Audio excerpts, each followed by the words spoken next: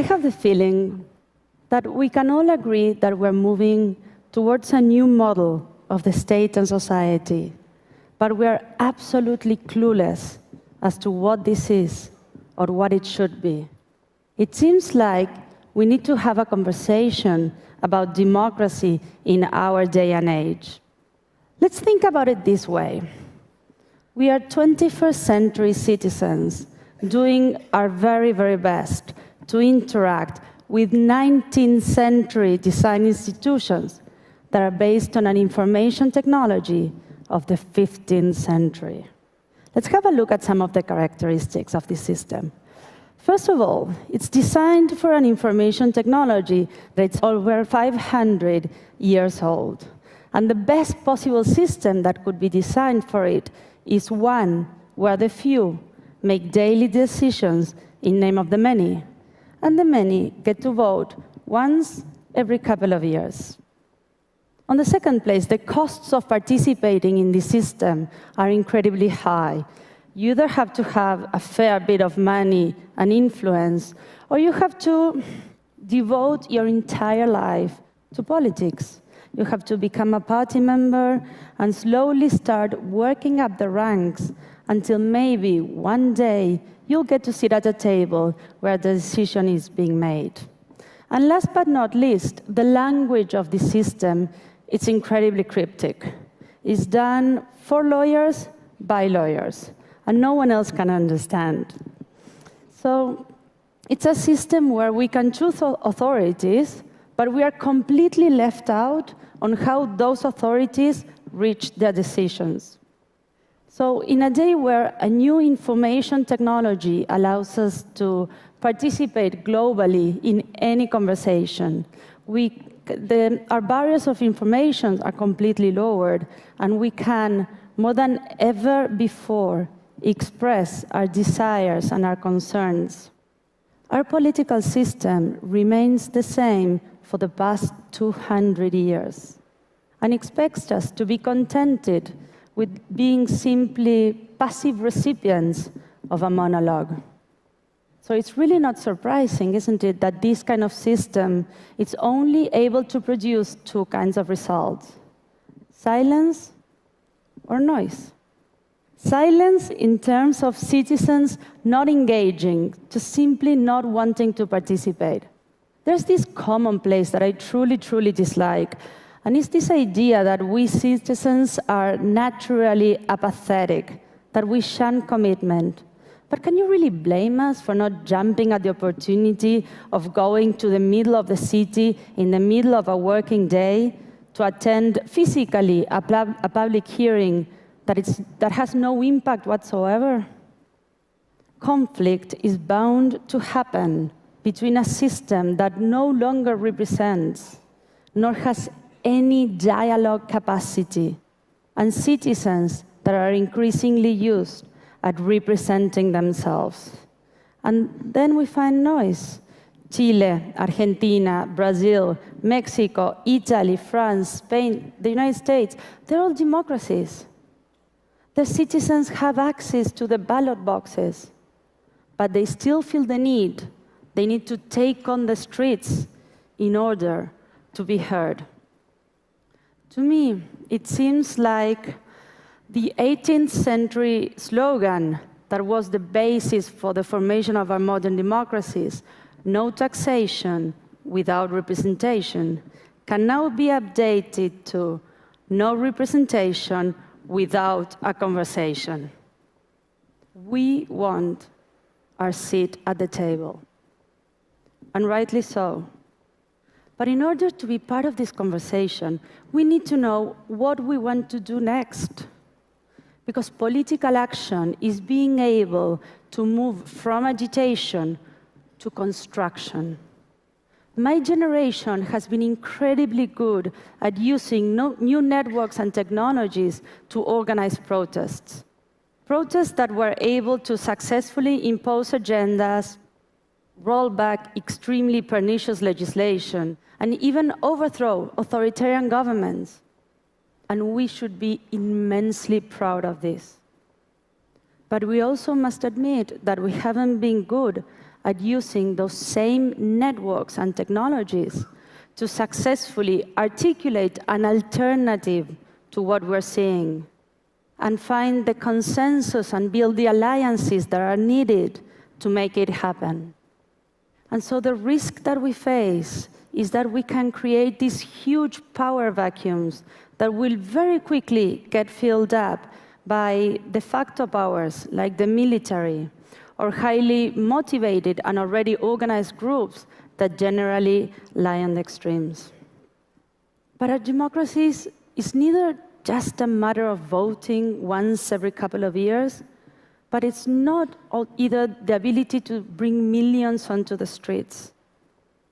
So the question I'd like to raise here, and I do believe is the most important question we need to answer, is this one. If internet is the new printing press, then what is democracy for the internet era?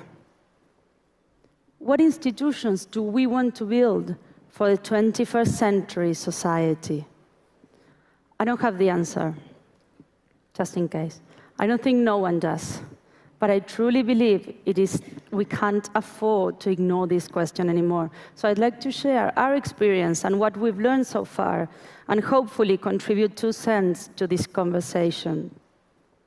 2 years ago, with a group of friends from Argentina, we started thinking, how can we get our representatives, our elected representatives, to represent us? Marshall McLuhan once said that politics is solving today's problems with yesterday's tools. So the question that motivated us was, can we try and solve some of today's problems with the tools that we use every single day of our lives? Our first approach was to design and develop a piece of software called Democracy OS. Democracy OS is an open source web application that is designed to become a bridge between citizens and their elected representatives, to make it easier for us to participate from our everyday lives. So first of all, you can get informed. So every new project that gets introduced in Congress gets immediately translated and explained in plain language on this platform.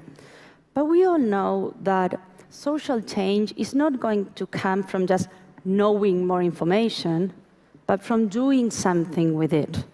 So better access to information should lead to a conversation about what we're going to do next. And Democracy OS allows for that. Because we believe that democracy is not just a matter of stacking up preferences one on top of each other, but that a healthy and robust public debate should be, once again, one of its fundamental values. So Democracy OS is about persuading and being persuaded. It's about reaching a consensus as much as finding a proper way of channeling our disagreement. And finally, you can vote how you would like your elected representative to vote. And if you do not feel comfortable voting on a certain issue, you can always delegate your vote to someone else, allowing for a dynamic and emerging social leadership. It suddenly became very easy for us to simply compare these results with how our representatives were voting in Congress. But it also became very evident that technology was not going to do the trick. What we needed to do was to find actors that were able to grab this distributed knowledge in society and use it to make better and more fair decisions. So we reached out to traditional political parties, and we offered them Democracy OS. We said, look, here you have a platform that you can use to build a two-way conversation with your constituencies. And yes, we failed. We failed big time. We were, sent to play outside like little kids. Amongst other things, we were called naive. And I must be honest, I think in hindsight we were. Because the challenges that we face, they're not technological, they're cultural. Political parties were never willing to change the way they make their decisions. So it suddenly became a bit obvious that if we wanted to move forward with this idea, we needed to do it ourselves.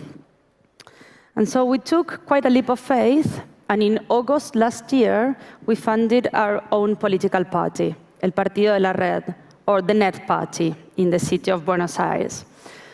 And taking an even bigger leap of faith, we ran for elections on October last year with this idea. If we want a seat in Congress, our candidates, our representatives, were always going to vote according to what citizens decided on Democracy OS. Every single project that got introduced in Congress, we were going to vote according to what citizens decided on an online platform. It was our way of hacking the political system. We understood that if we wanted to become part of the conversation, to have a seat at the table, we needed to become valid stakeholders. And the only way of doing it is to play by the system rules. But we were hacking it in the sense that we were radically changing the way a political party makes its decisions. For the first time, we were making our decisions together with those who we were affecting directly by those decisions. It was a very, very bold move for a 2-month-old party in the city of Buenos Aires. But it got attention. We got 22,000 votes, that's 1.2% of the votes, and we came in second for the local options.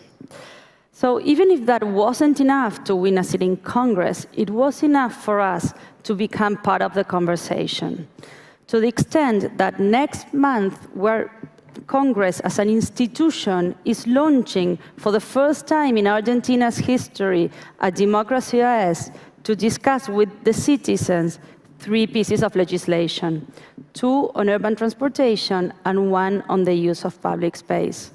Of course, our elected representatives are not saying, yes, we're going to vote according to what citizens decide, but they're willing to try. They're willing to open up a new space for citizen engagement, and hopefully they're willing to listen as well.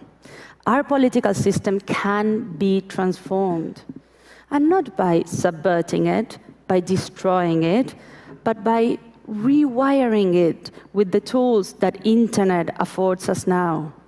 But our real challenge is to find, to design, to create, to empower those connectors that are able to innovate, to transform noise and silence into signal, and finally bring our democracies to the 21st century. I'm not saying it's easy, but in our experience, we actually stand a chance of making it work. And in my heart, it's most definitely worth trying. Thank you. Thank you.